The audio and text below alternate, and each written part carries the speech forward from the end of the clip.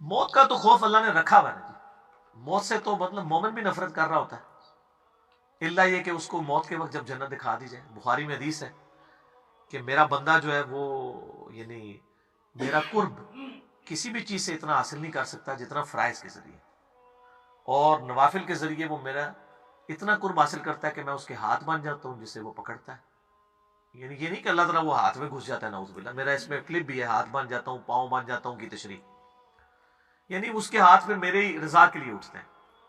میں پاؤں بن جاتا ہوں جس سے وہ چلتا ہے، میں آنکھیں بن جاتا ہوں جس سے وہ دیکھتا ہے، میں کان بن جاتا ہوں جس سے وہ سنتا ہے. اس کے بعد وہ جو مجھ سے مانگتا ہے میں اس کو عطا فرماتا ہوں. اگر کسی دشمن کے اگینسٹ میری مدد مانگتا ہے میں اسے عطا کرتا ہوں. اور مجھے کسی بھی اللہ ہونے کے باوجود کہ حالانکہ اللہ تعالیٰ تو ہر چیز پہ قادر ہے، مجھے کسی چیز پہ تردد نہیں ہوتا سوائے جب میں کسی مومن کی روح قبض کرتا ہوں کہ میرا بندہ جو ہے وہ موت کو ناپسند کر رہا ہوتا ہے، جبکہ میں اس کے لیے پسند کرتا ہوں کہ اسے موت دے کے اپنے پاس لے آؤں. یا ایتھا النفس المطمئنہ ارجعی الی ربک راضیۃ مرضیہ فادخلی فی عبادی وادخلی جنتی. ظاہر زندگی تو ہر بندے کو عزیز ہے، یہ ہماری انسٹنکٹ میں ہے. موت سے ہر بندے کو ڈر لگتا ہے. موت سے اس لیے ڈر کہ انسان زندہ رہنا چاہتا ہے، اور ظاہر زندہ رہے گا تو نیک مال کرے گا اور آخرت کا ذخیرہ بنائے گا. تو بہرحال اس اعتبار سے اگر کوئی موت سے ڈرتا ہے کہ بھئی مجھے مرنا نہیں چاہیے، اور آخرت میں اگر اس کو اللہ سے انعام ملنے کی امید ہے تو پھر تو وہ ٹھیک ہے، وہ کرے گا. قرآن پاک میں بھی آیا کہ اللہ تعالیٰ نے فرمایا جو ریاکاری کے لیے معاملات کرتے ہیں تو اللہ تعالیٰ فرماتا ہے وہ اپنی نیکیاں اس طریقے سے ضائع کر دیتے ہیں جیسے اگر تم میں سے کوئی بندہ ہو اور اس کے چھوٹے چھوٹے بچے ہوں. قرآن میں اللہ نے اس کی مثال بیان کی، اور اسے اندیشہ ہو کہ میری موت کا وقت قریب آ گیا، میرے بچوں کا میرے بعد کیا بنے گا. تو اس طریقے سے جو فکر لاغ ہوتی ہے، اسی والے سے نیکیوں کی بھی حفاظت کرنی چاہیے، ریاکاری میں نیکیوں کو ضائع نہیں کرنا چاہیے. تو ظاہر اللہ نے اپنی یعنی انسان کی اسٹک میں یہ باتیں ڈالی کہ انسان یعنی اس طرح کی چیزوں کے بارے میں کانشیس رہتا ہے. باقی موت کی بندے کو اس حوالے سے آرزو ہونا کہ جنت ملے گی وہ تو ہونی چاہیے. وہ تو قرآن میں یہودیوں کو کہا گیا کہ اگر تم واقعی اللہ کے چاہیتے ہو تو موت کی تمنا کرو. تو صحابہ کرام تو کرتے تھے. اس حوالے سے تو جائز ہے کہ صحیح بخاری میں حضرت عمر فاروق رضی اللہ عنہ کہتے تھے اللہ مجھے یہ جو ہے وہ شہادت کی موت دینا اور مدینہ شریف میں موت دینا، کیونکہ مدینہ شریف والوں کی شفاعت ہوگی نا. صحیح مسلم میں حدیث ہے. جو لوگ جمعہ یا رمضان میں فوت ہو رہے ہیں کیا ان سے قبر میں سوال؟ یہ ضعیف روایتیں ملتی ہیں جمعہ اور رمضان کے بارے میں، لیکن وہ قرآن و سنت کے اصول میں بیٹھتی کوئی نہیں. حساب تو بہرحال ہونا ہی ہے، حساب کے بعد ہی ہر شخص کو قبر میں آزمایا جانا ہے، سیدھی سی بات ہے. کیونکہ اکثر ہمارے یہاں یہ بڑی باتیں ہوتی ہیں لوگوں کے، بڑا خوش نصیب تھا جمعے کو مر گیا یا خوش نصیبی تو میرے بھائی اگر یہ ہے تو بخاری مسلم میں حدیث ہے نبی علیہ السلام کا ایک غلام تھا مدعم، اتنا خوش نصیب تھا کہ خیبر کے موقع پہ اسے نامعلوم تیر لگا، شہید ہو گیا.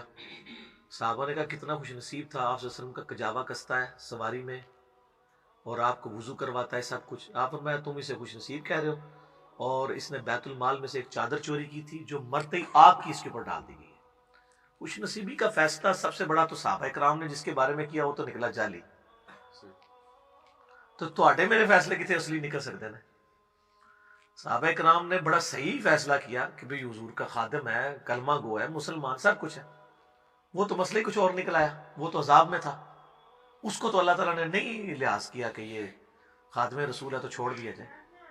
اس طرح کی باتیں جو ہے مطلب یہ بنی ہوئی ہیں، لوگوں کو دین کی خبر نہیں ہے. میرے بھائی اگر کوئی خانہ کعبہ شریف میں طواف کعبہ کرتا ہوا بھی مر جائے وہ اپنے مال کے مطابق اٹھایا جائے گا. اس کی یہ چیز اس کے اعمال کی مطلب وہ اگر یہ چیز ہو تو نبی علیہ السلام کئی بار مقروض کا جنازہ لایا گیا، بخاری مسلم میں حدیث ہے. آپ نے فرمایا میں نہیں پڑھتا، قرض ادا کرو اس کا. حالانکہ یہ بھی ہم کہتے ہیں جی حضور کے پڑھنے سے ویسے ہی معاف ہو جانا، نہیں، چاہے آپ علیہ السلام بھی جنازہ پڑھ دیتے قرض تو نہیں معاف ہونا. یہ لوگوں نے خود سے ہی دین بنایا ہے، یہ دین کا مزاج ہی نہیں ہے. اسی لیے میں کہتا ہوں کہ لوگوں نے دین کا مزاج سمجھا ہی نہیں ہے. دین میں یہ چیزیں نہیں ہیں جو لوگوں نے سمجھی ہوئی. ادھر تو میرے بھائی ننگی تلوار ہے. سعد ابن ابی وقاص جب جنگ قادسیہ کے لیے گئے سیدنا عمر نے خط لکھا اور کہا سعد اس پہ نہ کرنا کہ اللہ کے نبی کے ماموں ہو، یہ نبی علیہ السلام کے ننہال کے خاندان سے، اللہ کا کوئی رشتہ دار نہیں ہے. ان کا نبی علیہ السلام کا رشتہ داری ہے پر اللہ کا کسی رشتہ داری نہیں ہے. اللہ تعالیٰ نے مال کے مطابق اٹھانا ہے، اینکی پھینکی کی پکڑا جائے گا. بھئی اللہ کا کوئی رشتہ دار نہیں ہے. بخاری مسلم میں حدیث ہے میری بیٹی فاطمہ میرے مال میں سے جو لینا ہے لے لے، اگر اللہ نے پکڑ لیا میں تجھے چھڑا نہیں سکوں گا.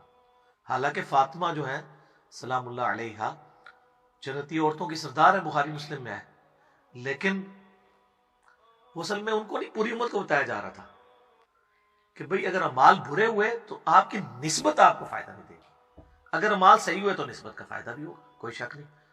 अगर अमाल सही है तो निस्बत का फायदा ये है कि उम्मत मुहम्मदिया सल्लल्लाहु अलैहि वसल्लम अगली उम्मतों से पहले जन्नत में जाएगी। लेकिन अगर कोई मैं है हुजूर दा गुलाम हाँ, तो जब तक मैं जन्नत ही नहीं बढ़ना उदू तक कोई और नेक किसी नबी का उम्मती जन्नत में नहीं जा सकता, तो ये तो नहीं होगा। तू नेक है तो पहले दाखिल होगा, अगर बद है दूसरी उम्मत वाला पहले चला जाएगा, तू बाद में जाएगा अजाब भुगत के, निस्बत नहीं काम आएगी।